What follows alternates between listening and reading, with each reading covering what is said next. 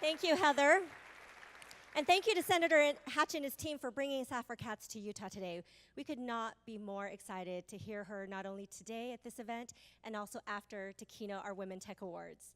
So some of you might know that earlier in my career, I was a patent attorney, and I was working really hard to be a successful attorney while raising a family. So shortly after I had my first baby, I was actually struck with an autoimmune disease that caused me to go blind. It turns out that my retina was detaching from my optic nerves, creating these huge blind spots in my vision. And I had just come off maternity leave the year before, and I was too afraid to ask for more time off.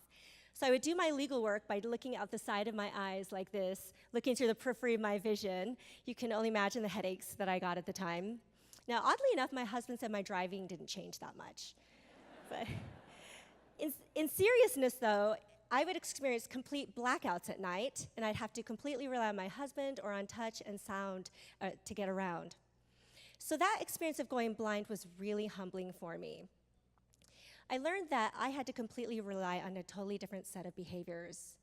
So in my work with diversity, I find that we use this concept of being gender blind and race blind in this effort to think about how do we treat people equally. And I think it's actually much harder than it sounds. I mean, imagine walking around all day long with your eyes closed. You would be so tempted to peek, admit it, because we're so programmed to revert back to our programmed behaviors. So what solutions are there then?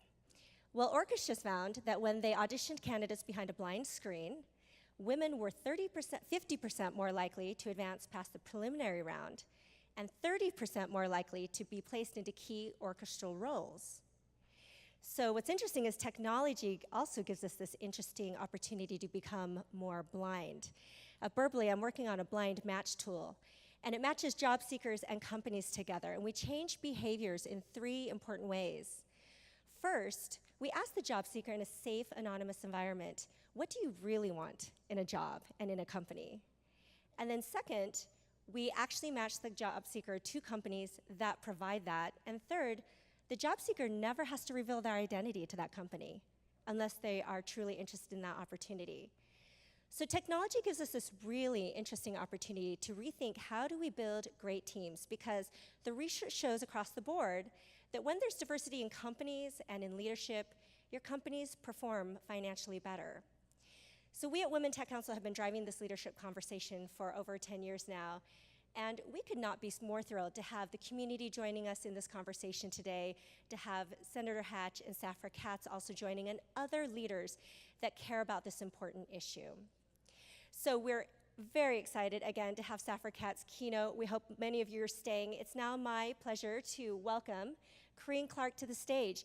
So Corinne was actually one of our first advisory board members at the Women Tech Council over 10 years ago.